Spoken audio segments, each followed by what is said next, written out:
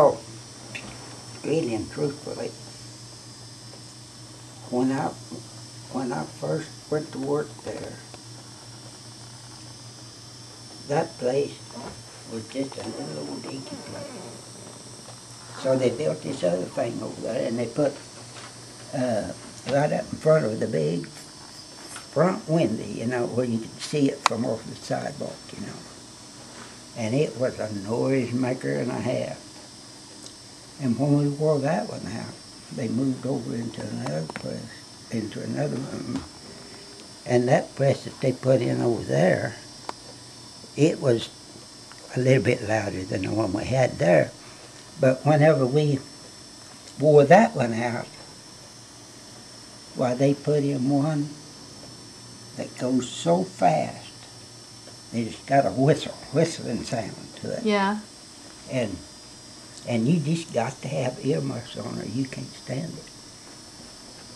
I think they can get up to around 85,000 papers an hour or that thing. Wow. So that's what we're reading over there in Tulsa. Tulsa World Tribune, is that what it's called? There's no Tribune anymore. Just the Tulsa World. What happened to the Tribune part? They sold off, or? Yeah, they folded up. Huh. Well, the World was a successful part of it, you know. And the Tribune, they had to keep borrowing money from the World to keep theirs going, you know. And finally, the World said, well, they owe us so much, we're just going to bring them up here and start printing their paper. So they did, and so it turned out to be World and Tribune then, but now it's just Tribune.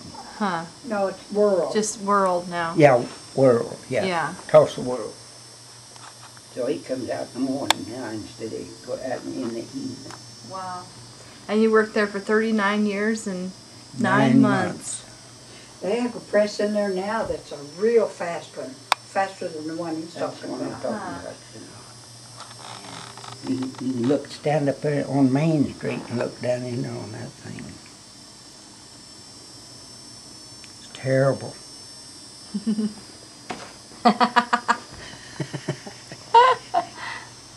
He wants you to tell that story. Oh, again tell us about the time you were cleaning the old press and it caught on fire. Oh yeah, that old press. I went in there one evening. I worked nights then, and I went in there, and they were going to have me to clean that pit out that underneath the press. A lot of oil and ink and stuff runs down in there, you know. And I picked up a gallon of kerosene, and I did just like them old timers used to do, you know. I poured it down in there. And when I did, there was one drop of it come back up and hit a light bulb, and it went back down to the bottom and set the whole thing on fire. And them big old rolls of paper in the back of the press there, every time that paper get hot, boom! Just like a shotgun, you know, it busts. And next you can get hot and it busts. Oh my. And so, when the boss man came in, he got the hose out, turned the water on, and the hose was so full of holes, there wasn't no water come out the front end of it. And I don't really know how they did put the fire out, but when they got it out, well, the press was no good. And so, wasn't long after that until they had this new press put in over there. And it was all over. And I finally,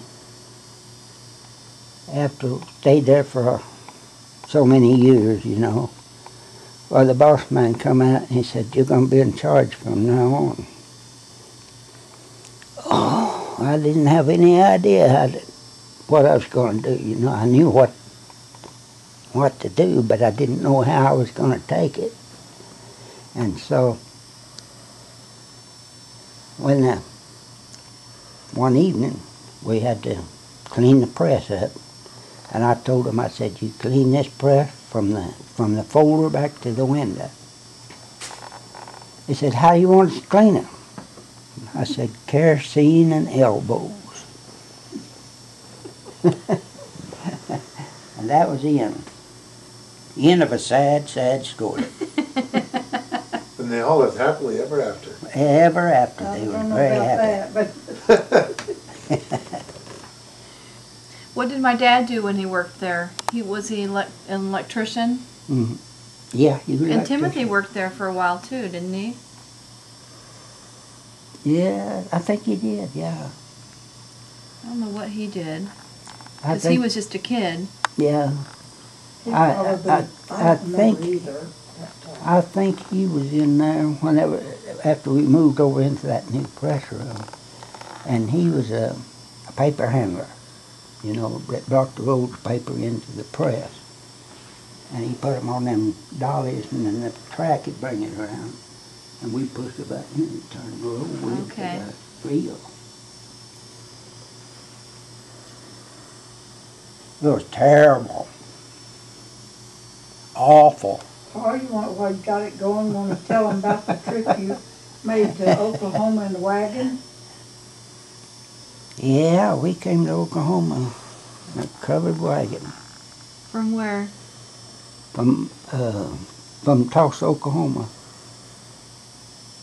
You were in Oklahoma City, Dad. Yeah, Oklahoma City. Dad worked in the packing house there. And when he got tired of working there, he said, I'm going to Arkansas. So he bought a team of mules, hooked them up to a wagon and put a tent over the top of it, you know, and loaded in what little we had, you know. We all got in it, started out the monkey run, you know. And on the way over there, it was in the wintertime, believe it or not. And we come to this place and it started to snow. And snow was getting up about so deep, Dad didn't know what in the world we was going to do. And we come along and they saw a big barn out there. And there was a farmer living out there. He said, pull that wagon into this barn and stay here till the snow was off. And we did. We went in there and stayed till the snow was gone, and we went on down. Wow. And I remember going past the Spavinaw Dam. And Dad raised up beside the blanket on the car, you know, on the wagon. He said, look, we could see the water coming over the dam, you know. Huh. It hadn't been there very long, but we got to see it. But you all don't know nothing. When we was over there, we had go out and work. Not just a kid. Dad'd go out and work for $1 a day. And I'd go work along with him, you know, for a quarter. And when the fair came along, you know, it was 8 miles from where we lived. And I'd take a quarter and I'd walk that 8 miles. And I'd go over there and I'd get a ice cream cone and I'd ride the Ferris wheel and get another ice cream cone and walk 8 miles back home. Wow. That was fun. That was fun. Barefooted. Can't get kids to walk 2 blocks now. Yeah, it was 8 miles. up to the road from down here. It's the end of the world. Yeah. Yeah, and most of it was gravel road. Uh-huh. Barefooted, but that didn't mean nothing back then. Well, that was just everyday thing. But now, you know, we don't even get to walk out on the street without a gun in the hand, you know. Protect yourself. Yeah. And if they don't quit making a movie out of it, I'm going to hit him just like that.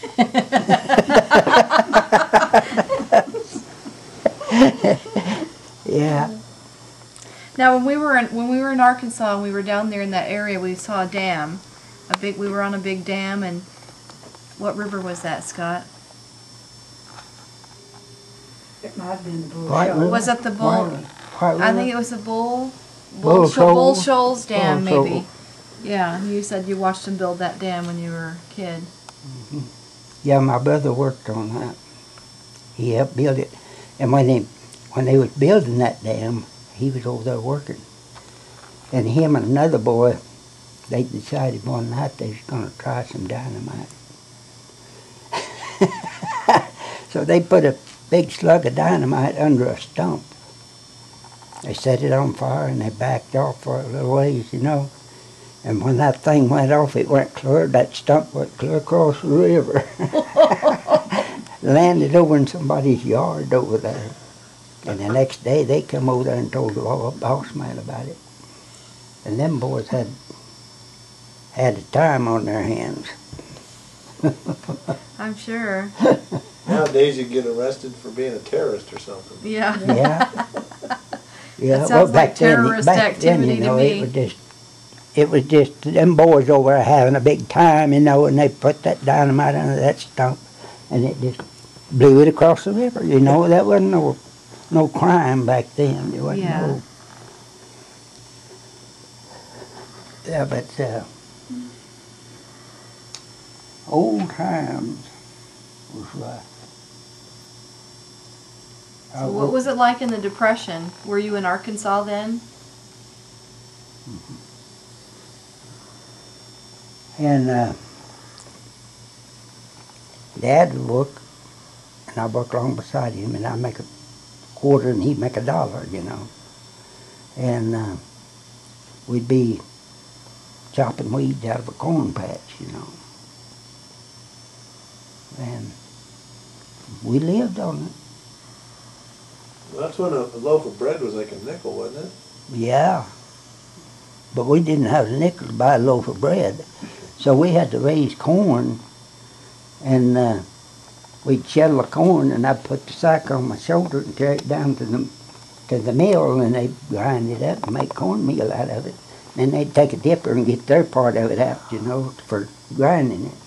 I'd put that back on my shoulder and go take it back home, you know. So we'd have cornbread and milk for supper. Mm-hmm. Wow. Yeah, when we were down there, we toured some of those old mills, and it was kind of fun telling the kids what a mill was. Mm-hmm. Yeah. Tell them about your gathering berries. Your dad make cobbler for you. I don't remember that. What was it about? Oh, when you used to eat, your dad, you'd go and go berry picking, blackberries. And your dad would make cobbler for you and you'd eat Oh, hot yeah. supper. Yeah. And in the summertime, you know, when the blackberries get ripe, we'd go out and pick the blackberries, and Dad bring them in and make cobblers out of them, you know. Man, that was good. That was worth going out there and getting, you know. Mhm. But now then, people don't know what the old timers went through. And back then, you know, when we wasn't making anything, wasn't making enough money to put anything away. And we heard this thing about Social Security. That if you put in a few cents now, when you get old and you retire, you get some of that back. So see, that's what they're working on now. Mm-hmm. And so, I don't know.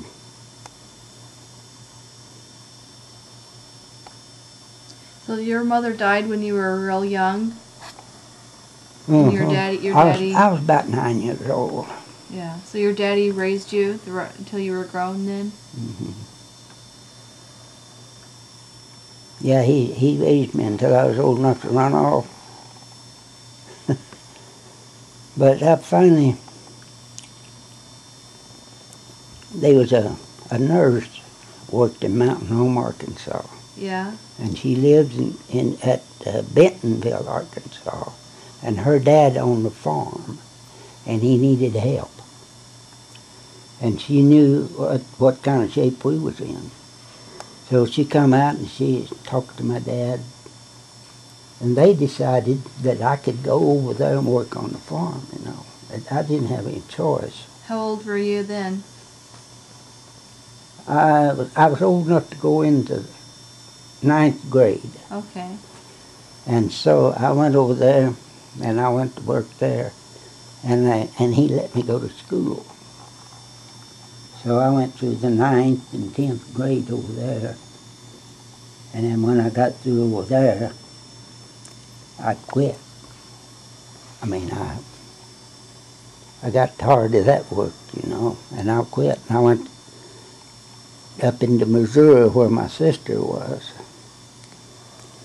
And I was living with my sister, and Granny was living with her grandma.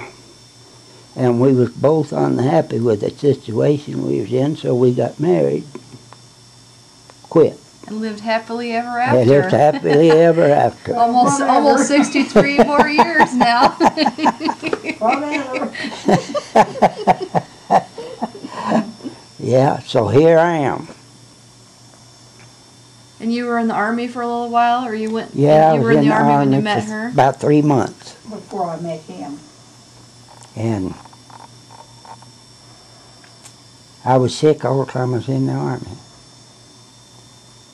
Was that during the World War II? Hmm.